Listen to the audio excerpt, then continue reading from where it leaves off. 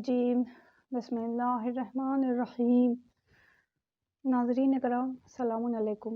ناظرین، یہ ایام حضرت محمد مصطفیٰ صلی اللہ علیہ وآلہ وسلم اور امام حسن علیہ السلام کی شہادت کے ایام ہیں، لہٰذا ہمارے لیے ضروری ہے کہ ہم ان تاریخی لمحات کو دہرائیں اور جانیں اور سمجھیں کہ آخر پیغمبر اکرم صلی اللہ علیہ وآلہ وسلم کے آخری ایام میں ان کے اوپر کیا گزری، کیونکہ پیغمبر کے آخری ایام میں پیغمبر پر جو گزری اس نے اسلام کی تاریخ کو بالکل بدل دیا۔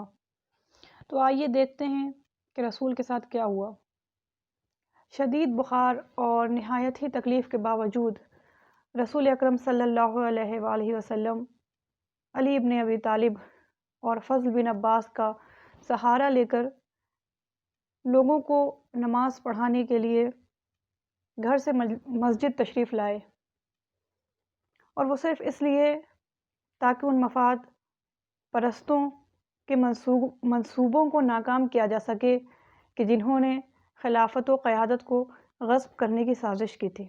رسول نے نماز پڑھایا اور نماز پڑھانے کے بعد لوگوں کی طرف متوجہ ہوئے اور پھر فرمایا کہ اے لوگو، فتنے کی آگ بھڑک اٹھی ہے اور وہ کالی رات کے ٹکڑوں کی طرح بڑھے چلے آ رہے ہیں۔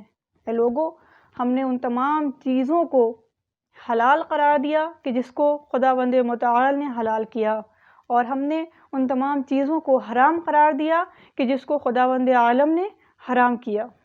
یہ آپ کی طرف سے ایک تنبیہ تھی کہ یہ لوگ آپ کے حکم کی نافرمانی نہ کریں، اگرچہ ان کی نیتوں سے یہ بات آشکار تھی کہ یہ امت اسلامیہ کو مصائب میں مبتلا کریں گے، خصوصاً جب ان کا سربراہ اور ان کا خلیفہ جاہل ہوگا۔ رسول کے مرض میں شدت پیدا ہو گئی، صحابہ آپ کے گھر میں جمع ہو گئے، اور ان لوگوں میں وہ لوگ بھی آئے کہ جنہوں نے لشکر اسامہ سے روگردانی کی تھی۔ حضرت نے ان کے اوپر لعنت و ملامت کی تو انہوں نے کھوکھلے قسم کے عذر بیان کیے۔ اس موقع پر رسول نے امت کی بھلائی کے لیے اور امت کو اس مشکلات سے بچانے کے لیے ایک راستہ اختیار کیا اور کہا کہ لوگوں، مجھے کاغذ اور دوات دے دو تاکہ میں تمہارے لیے ایک نوشتہ لکھ دوں، تاکہ میرے بعد تمہیں کوئی پریشانی نہ ہو اور جس سے تم گمراہ نہ ہو۔ عمر بن خطاب نے کہا، رسول پر مرض کا غلبہ ہے اور ہمارے پاس قرآن مجید ہے، ہمارے لیے خدا کی کتاب کافی ہے۔ اس طرح اختلاف اور جھگڑا ہو گیا۔ پردے کے پیچھے سے رسول کے ازواج نے کہا کہ اے لوگو، اللہ کا رسول جو مانگ رہا ہے اسے دے دو۔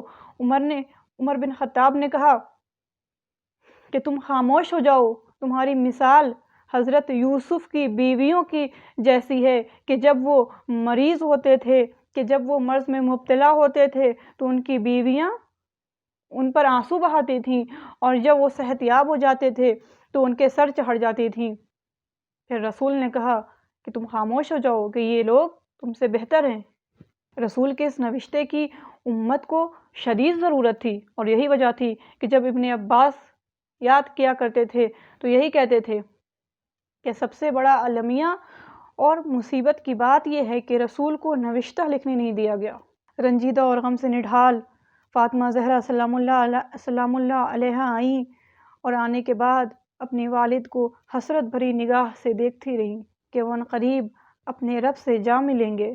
دل شکستہ حال میں بیٹی باپ کے قریب بیٹھ گئی اور شہزادی کی آنکھیں اشکبار تھیں۔ علی ابن ابی طالب رسول کے ساتھ ایسے رہتے تھے جیسے ایک انسان کے ساتھ سایہ رہتا ہے۔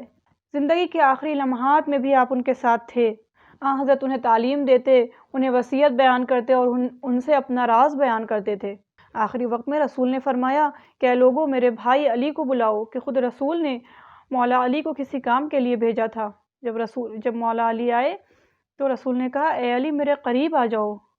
علی ابن ابی طالب رسول کے قریب گئے اور رسول علی ابن ابی طالب کا سہارا لے کر بیٹھ گئے اور علی کے ساتھ گفتگو کرنا شروع کیا، یہاں تک کہ حالت احتضار میں بھی رسول اللہ علی ابن ابی طالب سے بات کرتے رہے اور علی ابن ابی طالب کی گود میں رسول کی وفات ہوئی، کہ جس کو خود مولا کائنات نے اپنے مشہور خطبوں میں بیان فرمایا ہے۔ آخری وقت میں رسول کے پاس علی ابن ابی طالب، بنی ہاشم اور ان کی ازواج کے علاوہ کوئی نہیں تھا۔ آپ کے فراق میں آپ کے گھر سے بلند ہونے والی آہ و بکا سے لوگوں کو یہ معلوم ہو گیا کہ رسول کی وفات ہو گئی۔ سرور کائنات کے غم میں دل پاش پاش تھے۔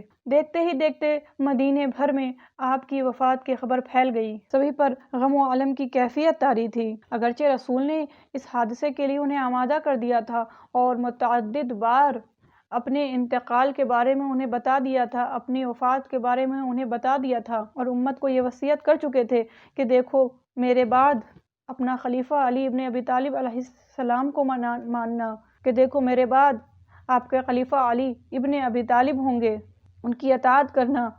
یقیناً آپ کی وفات ایک بڑا سانحہ تھا۔ اس کے بعد ابو بکر اور عمر بن خطاب اپنے ہم خیال لوگوں کے ساتھ ثقیفہ بنی ساعدہ گئے، کہ جہاں انہیں یہ خبر ملی تھی کہ ثقیفہ میں ایک ہنگامی جلسہ ہو رہا ہے، کہ جہاں رسول کی وفات کے بعد خلافت کا مسئلہ حل کیا جائے گا۔ یہ لوگ حضرت علی ابن ابی طالب کا منسوب ہونا بھول گئے تھے، یہ لوگ غدیر بھول گئے تھے، یہ بھی بھول گئے تھے کہ انہوں نے خلیفے کے طور پہ علی ابن ابی طالب کی بیعت کی تھی، اور انہیں اس بات کا بھی لحاظ نہیں تھا کہ ان کا یہ عمل رسول کے جنازے کی بے حرمتی تصور کیا جائے گا۔ علی ابن ابی طالب اور آپ کے اہل بیت رسول کے جنازے کی تجہیز و تدفین میں مشغول تھے۔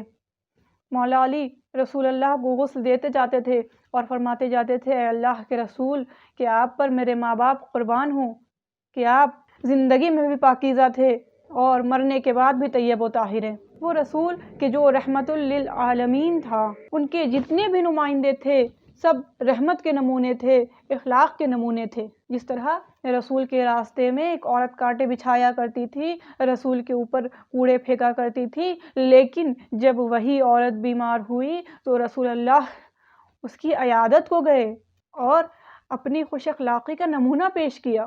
اسی طرح نواسۂ رسول امام حسن علیہ السلام ایک روز مسجد سے نکل رہے تھے، جیسے ہی امام مسجد سے باہر آئے آپ کا سامنا ایک شامی فرد سے ہوا، اور وہ شامی فرد امام کو دیکھنے کے بعد امام کو اور امام کے والد گرامی کو برا بھلا کہنا شروع کر دیتا ہے۔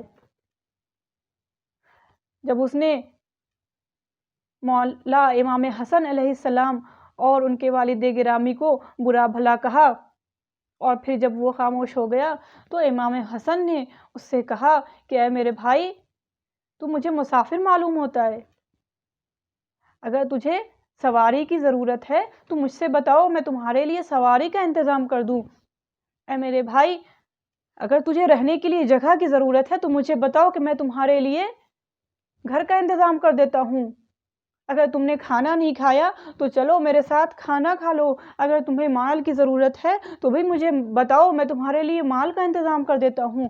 جب اس شخص نے، اس شامی فرد نے امام کا یہ عالم دیکھا اور امام کے اخلاق کو دیکھا تو ان سے متاثر ہوا، اور اس کے بعد اس شخص نے اعلان کیا کہ بے شک خداوند عالم بہتر جانتا ہے کہ اس کا نمائندہ کیسا ہونا چاہیے۔ اور پھر اس شخص نے کہا کہ اے حسن ابن علی، کہ جب میں مدینے میں داخل ہوا تھا تو آپ سے اور آپ کے والد گرامی سے زیادہ کسی سے نفرت نہیں کرتا تھا، لیکن اب میں آپ سے اور آپ کے والد گرامی سے زیادہ کسی سے محبت نہیں کرتا ہوں۔ تو یہ ہے اصل اسلام اور مقصد اسلام، اور یہی شیوا ہے اسلام کا، یہی شیوا تھا رسول کا، یہی شیوا تھا رسول کے وارث کا، اور یہی شیوا ہے رسول کے وارثوں کا۔ یہی وہ اصل اسلام ہے کہ جس کو دنیا تک پھیلانا ہماری ذمہ داری ہے، اور یہی وہ اخلاق ہے کہ جس کے نتیجے میں اسلام ترقی پایا۔